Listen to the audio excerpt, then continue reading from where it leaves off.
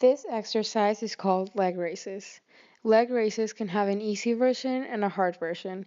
First, we're going to talk about the easy version.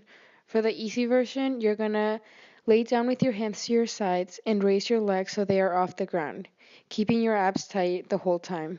You're going to slowly raise your legs 90 degrees while also keeping your abs tight and slowly return to your starting position, but you can rest your feet on the ground and then start over. So up and down while keeping your abs tight, and you can return your feet to the ground. For the hard version, it is the same thing, but your feet have to be off the ground at all times. So the same thing, up and down, your legs go up and down 90 degrees while keeping your abs tight, but your feet may not touch the ground.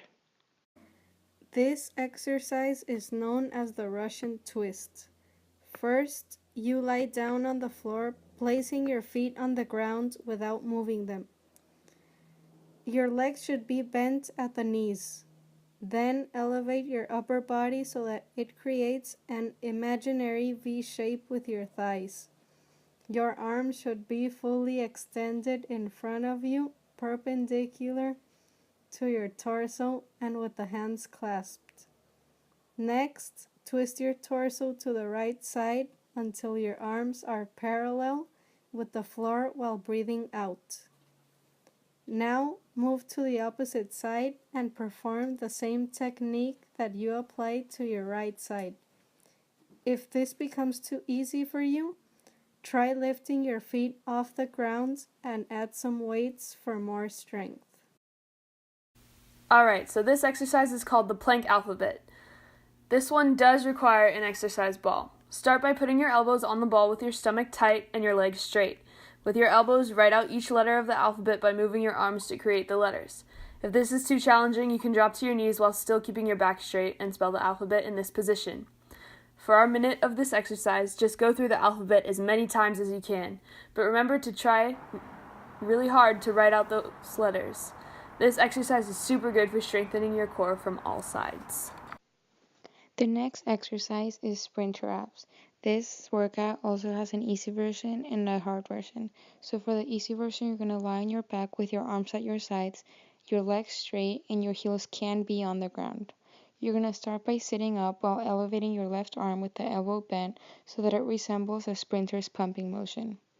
At the peak of the sit-up, you're going to bring your right knee to your chest and return to the starting position. The difference between the easy version and the hard version is that you can keep your heels on the ground for the easy version. For the hard version, it's the same thing, but your feet should be off the ground around 6 to 12 inches off the floor the whole time. This exercise is called the 100. First of all, you lie down on your back.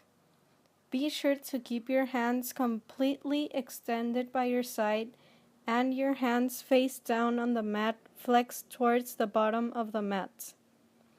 Bend your knees and keep your feet flat on the floor, with your toes pointing towards the bottom of the mat. Move your arms up and down for a minute. If this becomes too easy, try lifting your feet off the ground and perform the same technique for a minute as well. Alright, for this last exercise, we'll be doing flutter kicks. Start by lying flat on your back on a mat with your arms by your sides and your palms down. Extend your legs fully out with a slight bend in your knees.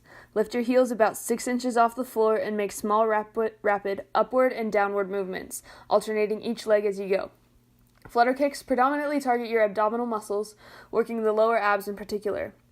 They are also a superb workout for your hip flexors, where a large majority of the effect is felt when you're performing repetitions. If this is too hard, try touching each foot to the floor as you bring it downward instead of keeping both legs in the air for the full minute.